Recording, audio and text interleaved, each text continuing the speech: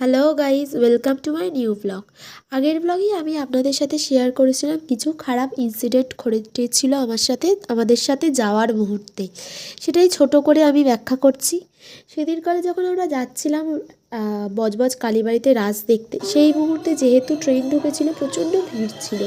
তখন একটা টোটো অনেকক্ষণ ধরেই রেষারেষি করছিল। উনি হয়তো ইউনিয়নের মধ্যেও রয়েছে কোনো, এসে উনি হঠাৎ করে আমাদের সামনে টোটোটা দাঁড় করিয়ে উল্টো পাল্টা বলতে শুরু করে দিলেন।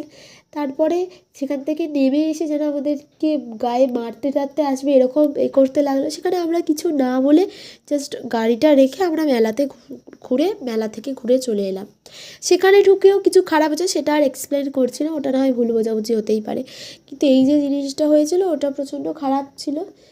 তারপরে আমরা ঘুরলাম মেলাতে, একটুখানি ঘুরে তারপর একটু কিছু খেয়েই বাড়ি চলে এসেছি। কেননা ওইটা হওয়ার পর মন মেজাজ